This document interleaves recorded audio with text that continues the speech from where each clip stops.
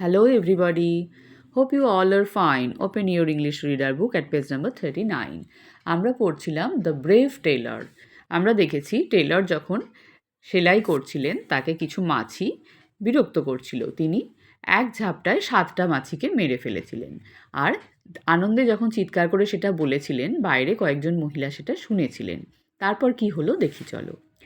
When they heard what the tailor said, যখন তারা শুনেছিলেন যেটা টেলর বলেছিল, অর্থাৎ কি বলেছিল টেলর, যে 7টা মাছি 7জনকে একসাথে সে মেরেছে। আর কারা শুনেছিল? সেই বাইরে যে ভদ্রমহিলারা দাঁড়িয়েছিলেন তারা। The ladies thought that he was very brave.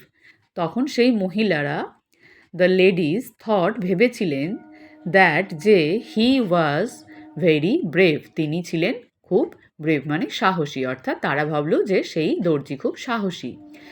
And এবং that he had killed 7 giants in 1 blow, এবং তারা কি ভাবলো যে হি হ্যাড কিল্ড, তিনি মেরে ফেলেছিলেন 7 জায়ান্টস, 7টা দৈত্যকে ইন 1 ব্লো, একটা থাপ্পড়ে বা চড়ে বা এক ঝাপটায় 7টা দৈত্যকে মেরে ফেলেছে। তারা বাইরে থেকে সেটা ভেবেছিল। They ran to the king, তারা রাজার কাছে দৌড়ে গিয়েছিল। And told him about the brave tailor, এবং রাজাকে কী বলেছিল? সেই সাহসী দর্জির সম্পর্কে। ব্রিং হিম টু মি, তাকে আমার কাছে নিয়ে এসো। অর্ডার দ্য কিং, রাজা তখন কি আদেশ দিলেন? রাজা আদেশ দিলেন যে তাকে আমার কাছে নিয়ে এসো, অর্থাৎ সেই টেলরকে।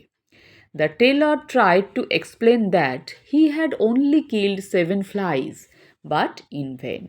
দ্য টেলর ট্রাইড, সেই দর্জি চেষ্টা করেছিল, টু এক্সপ্লেন ব্যাখ্যা করে বোঝাতে, এক্সপ্লেন মানে কোনো কিছুকে বিস্তারিতভাবে বোঝানো, দ্যাট যে হি হ্যাড অনলি কিল্ড, সে মেরেছে শুধুমাত্র 7 ফ্লাইজ, 7টা মাছি, বাট কিন্তু ইন ভেন, সব কিছুই জলে, সব কিছুই ব্যর্থ, অর্থাৎ তার কথায় কেউ কান দিল না, তার বোঝানোর চেষ্টা ব্যর্থ হয়ে গেল।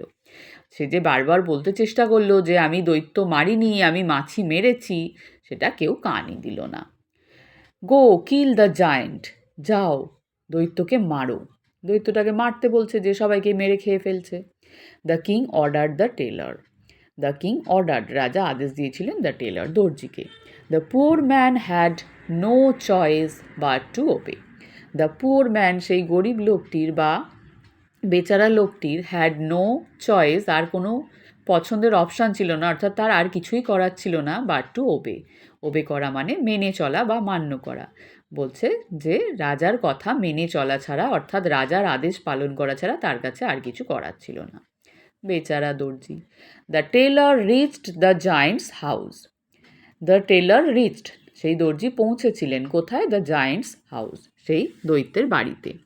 What a mighty man, what a mighty man, কি শক্তিশালী মানুষ, অর্থাৎ দৈত্যের বিশাল চেহারা, তার শক্তিশালী চেহারা দেখে সে ভাবলো, ওরে বাপরে, তো বিশাল শক্তিশালী। How can I